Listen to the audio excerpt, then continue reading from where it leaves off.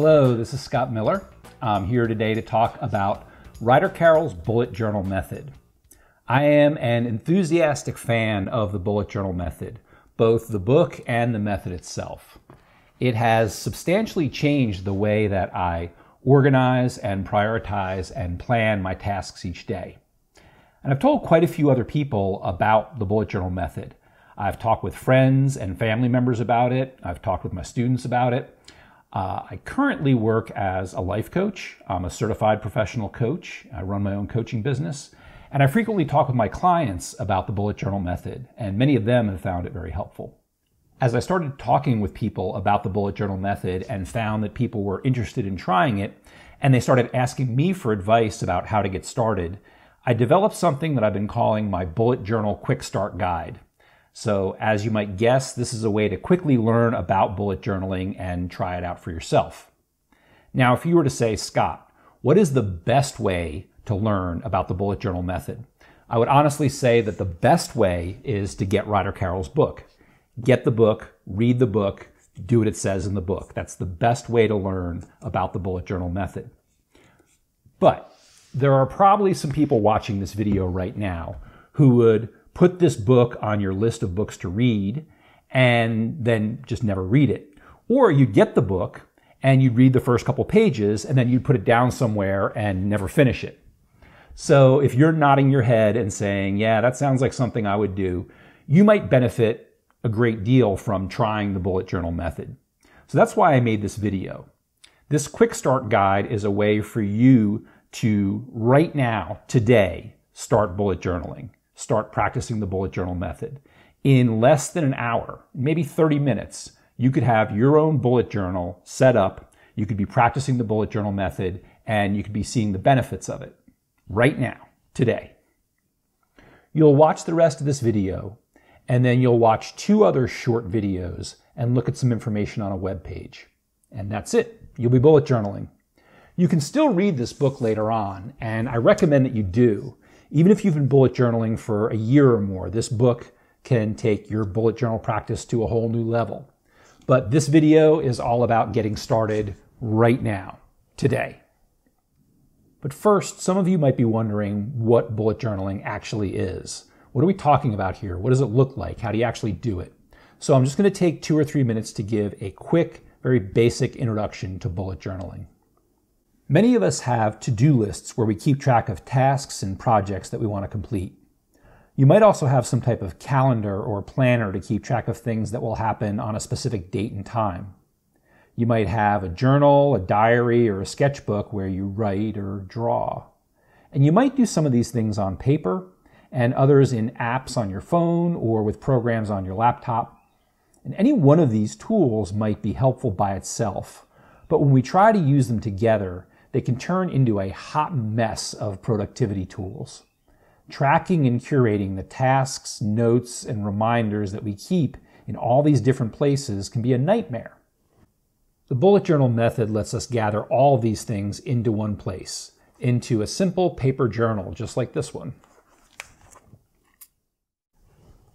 Your bullet journal will have specific types of pages called collections that serve different purposes.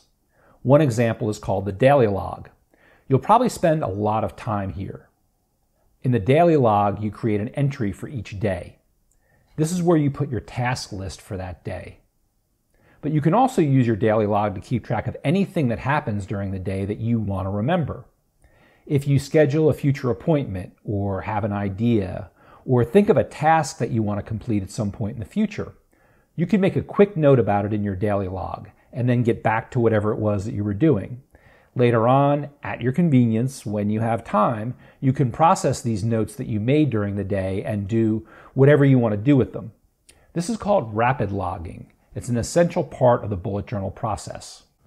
A second type of collection is called your monthly log. The monthly log includes a calendar page and a monthly task list. This monthly log gives you an overview of the current month. The future log contains an overview of the next 6 months.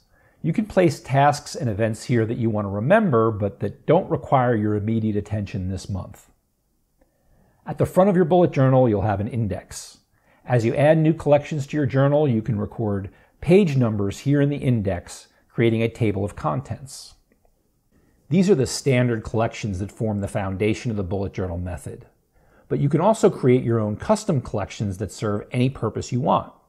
You might create a custom collection to plan a project for your home or at work. You can plan a trip with a custom collection. If you're a writer, you can use custom collections to outline novels or scripts. You can put drawings or anything that you want into a custom collection. This might look like a typical planner, and in many ways it is. What's interesting about the bullet journal method is that it's both a system and a practice. Ryder Carroll gives us a set of tools, but also shows us how to use these tools to learn how to spend our time focusing on the things that are most important to us. The bullet journal method is also extremely customizable and flexible. You can customize pages like your daily log or your monthly log to work the way that you want them to. For example, I'll sometimes take my daily log and divide it into a morning section and an afternoon section, because that works better for me. Again, that was just a quick introduction to give you an idea of what a bullet journal looks like. A great way to learn more about bullet journaling is to dive in and create your own to see how it all really works.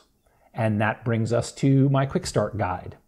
So this quick start guide will be very short and very simple. That's the whole point. And it's based on information that Ryder Carroll has shared on his website and on his YouTube channel.